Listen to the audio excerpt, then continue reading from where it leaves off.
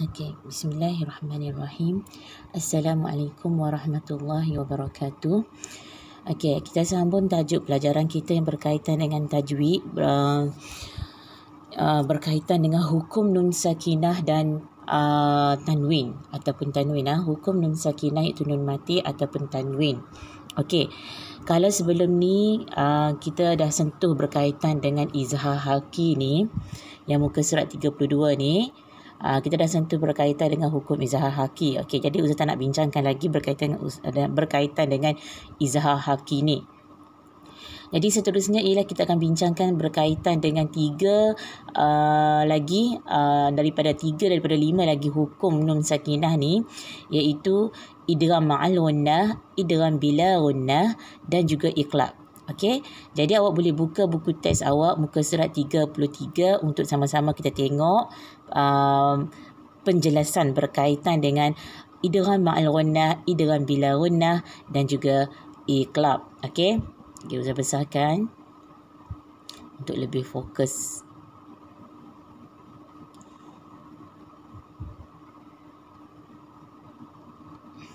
Okey, kita fokuskan kepada tajuk kita terus.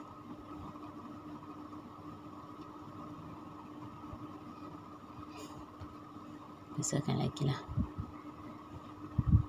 Okey, idgham ma'al gunnah. Okey, yang warna pink ni ialah idgham ma'al gunnah.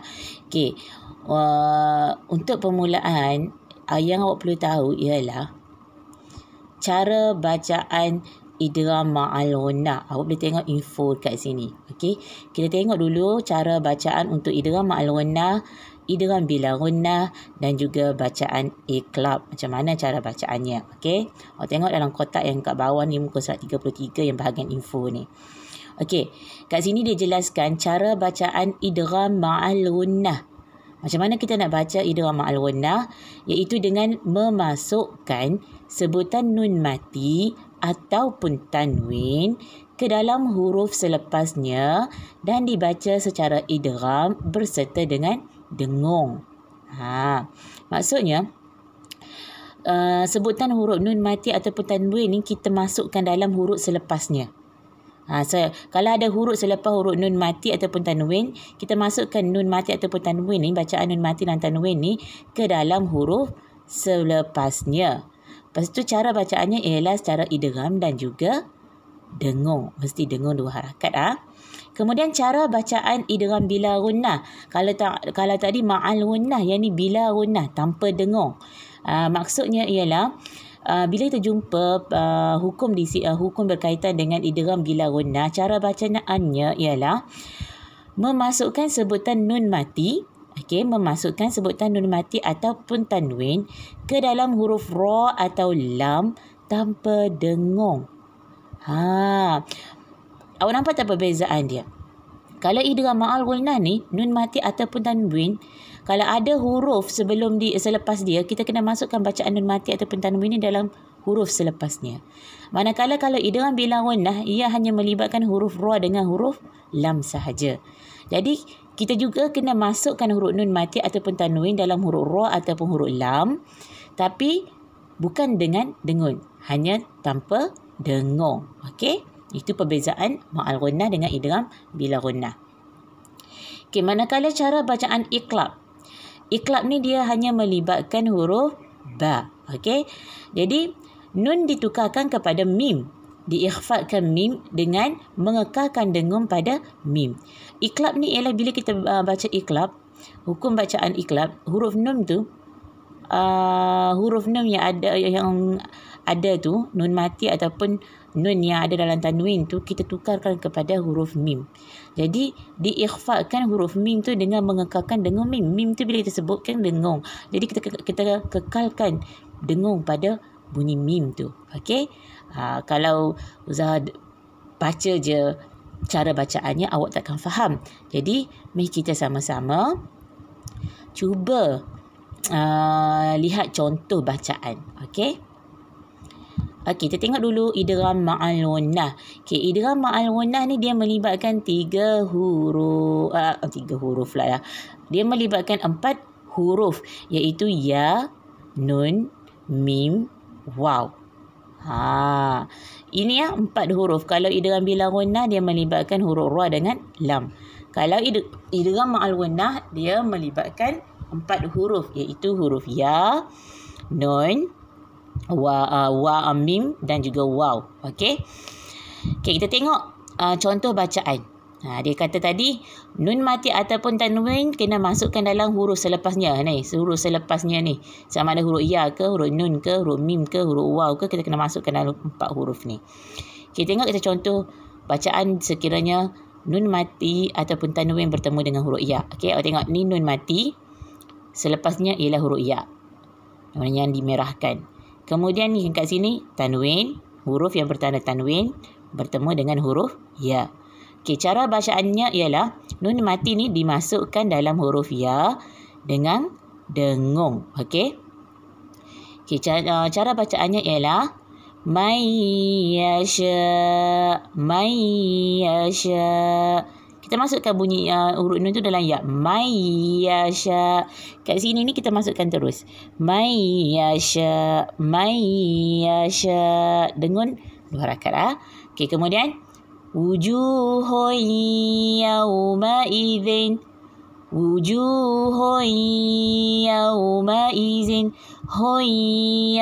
Kita masukkan tanwin dalam huruf ya. Okey, kita tengok contoh huruf nun. Okey, nun mati bertemu dengan huruf nun. Huruf yang bertanda tanwin bertemu dengan huruf nun. Okey, kita masukkan bunyi huruf nun mati dengan tanwin ni ke dalam huruf selepasnya. Inna fa'ati. Seterusnya amilatun nasibah. Tunna. Bunyi kan? Tunna. Jadi amilatun nasibah. Kan kita masukkan tun tu. Bunyi tun ni. Bunyi tanwin ni masukkan dalam nun. Tunna. Okey, seterusnya huruf mim. Okey, tengok nun mati bertemu dengan mim. Huruf yang bertanda tanwin bertemu dengan huruf mim. Okey, mim masad. Okey, seterusnya suhufan mutahharah.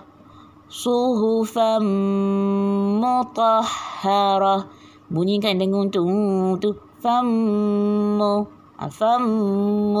Itu yang bunyi tu, bunyi dengung lah tu. Tu dengung. Okey. Kemudian huruf waw. Min waraihim. Kita bunyi tu ialah dengung. Okey. Lahabin watab. Okey.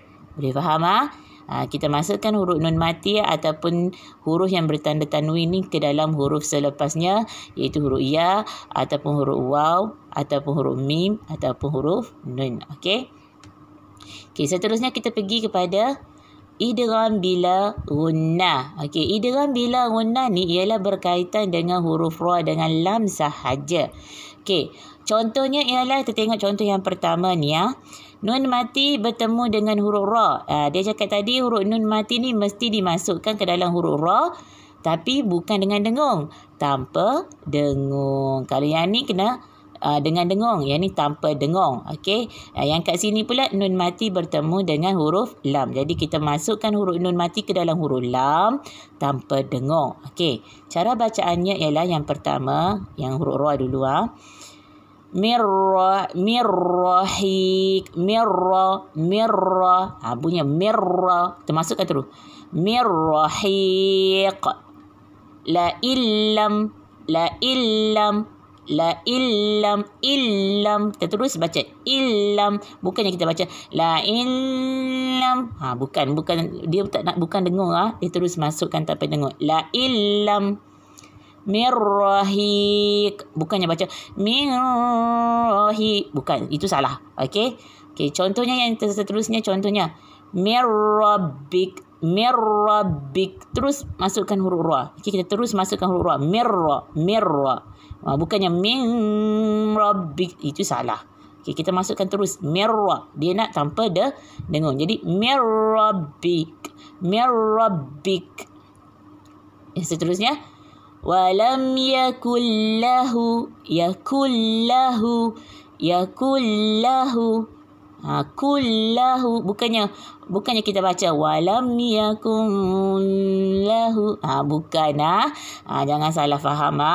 Idgham bila gunnah ni bila maksudnya tanpa dengung. Jadi nun mati dimasukkan dalam huruf lam tanpa dengung. Walam yakullahu.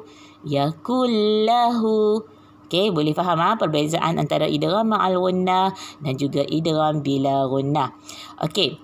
Seterusnya ialah hukum yang berkaitan dengan iqlab. Iqlab ni ia hanyalah melibatkan satu huruf sahaja, iaitu huruf ba. Okey, apabila nun mati ataupun huruf yang bertanda tanwin bertemu dengan huruf ba, kita mesti tukarkan bacaan huruf nun mati itu kepada huruf mim dan diikhfakan huruf mim tu dengan mengekalkan dengun pada huruf mim tu. Okey? Tengok biasanya dalam Al-Quran apabila huruf nun mati bertemu dengan huruf ba, dia ada huruf mim kecil kat atas ni. Nampak tak ni? Dia ada huruf mim kecil kat atas. Ini penulisan huruf Sam Usmaniyah. Dia ada huruf kecil ni. Okey. Bila kita ada huruf mim kecil ni, maknanya kita kena kekalkan dengung pada huruf mim. Jadi kita kena dengung lah. Okey, contoh bacaannya ialah la yumbadhanna. Okey. La yumbazanna. Yumba. Kita situ kita dengar. Okey, huruf mim tutup mulut awak tu. Okey. Mim baqliha. Tutup mulut awak tu. Bukannya tutup mulut tu bukan maksudnya awak ketatkan bibir awak dua tu. Okey, biar bibir awak tu bersentuhan lah. Dua bibir awak tu bersentuhan untuk bunyikan dengung pada huruf mim ni. Okey. Mim baqliha. Okey. Contoh yang ketiga. La nasafa'an bin nasiyah. La nasafa'an bin nasiyah. Bin nasiyah. Awak akan rasa bibir awak tu dua bibir awak tu bergetar macam tu lah. Lepas tu awak punya bibir tu bukan betul-betul rapat. Dia seolah-olah boleh masuk lagi sehelai kertas. Macam tu. Okey. Contoh yang terakhir ialah Yauma idzin bi jahannam.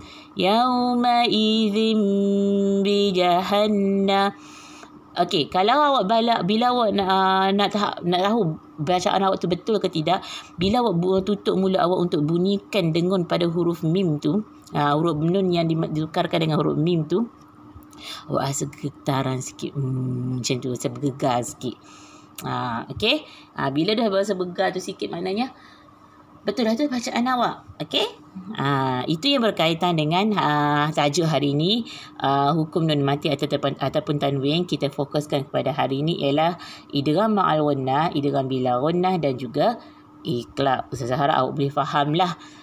Okey, sebabnya kita dah belajar sebelum ni berkaitan dengan izhar halqi. Jadi tinggal satu lagi yang muka surat 34, iaitu berkaitan dengan ikhfa hakiki. Ikhfa hakiki tu kita akan belajar minggu depan lah. Okay, jadi hari ni kita fokus pada 3 perkara ni sahaja. Awak kena ingat idgham ma'al gunnah bacaannya ialah memasukkan huruf nun mati ataupun tanwin ke dalam huruf selepasnya, iaitu huruf ya, waw, min dan nun, dan perlu dengung. Okey, manakala idgham bila gunnah ialah di mana kita memasukkan huruf nun mati ataupun tanwin ke dalam 2 huruf, iaitu huruf ra ataupun huruf lam tanpa dengung. Manakala huruf iqlab pula ialah kita tukarkan bacaan huruf nun mati ni kepada huruf mim dan kita ikhfakan huruf mim tu dengan mengekalkan dengun pada huruf mim. Okey?